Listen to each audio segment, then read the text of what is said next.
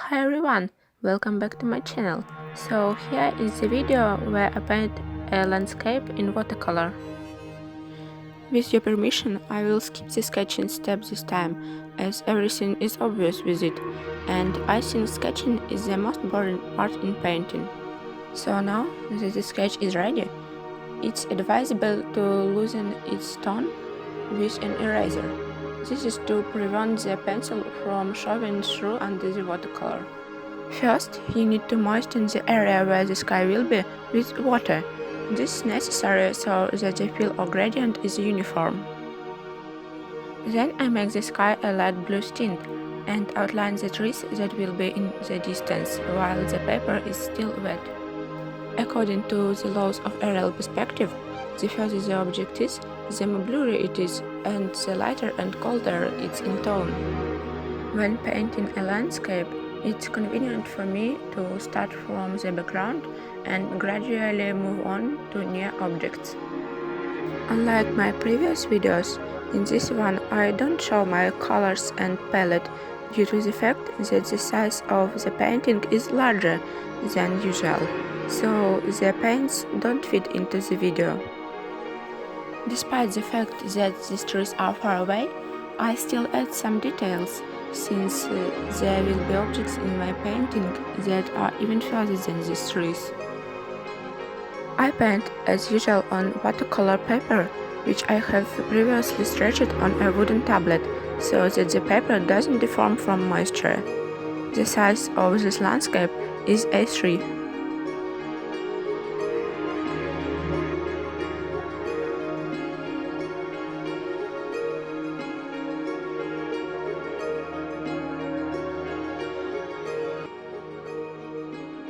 To paint a lake, you need to moisten the desired area with water so that the strokes become smooth.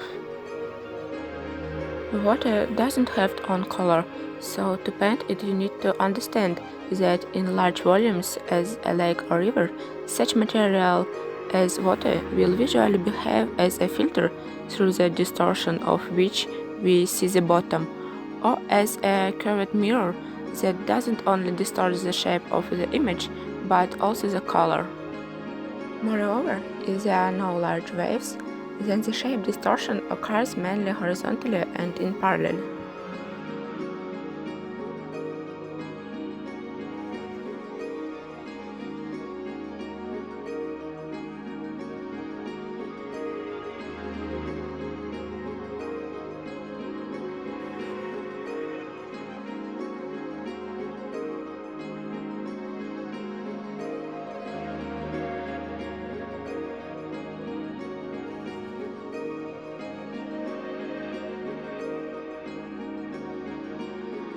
Next, I decided to move on to painting the objects that are in foreground.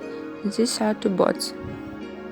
Their natural colors are red and yellow, but since they are in the shade of trees, which I haven't drawn yet, the display of colors changes.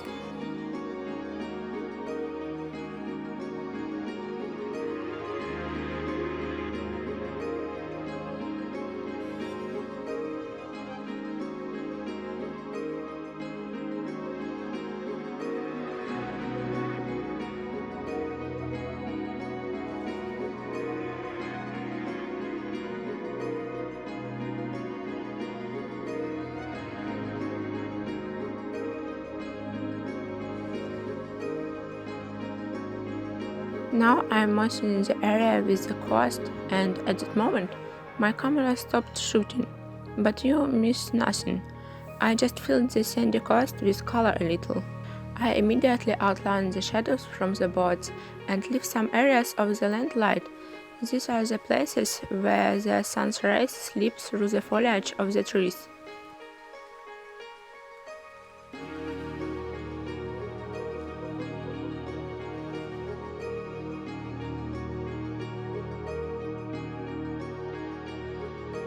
Now I'm darkening the tree on the left so that the rest of the vegetation recedes into the background.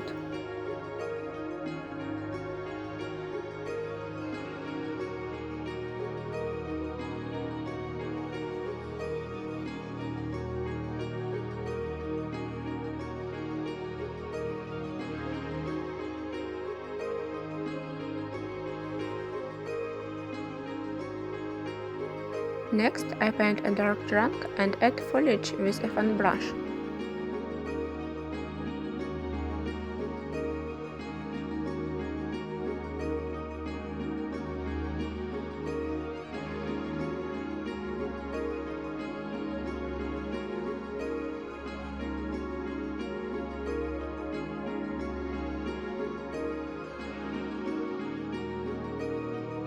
I paint the grass in the same way.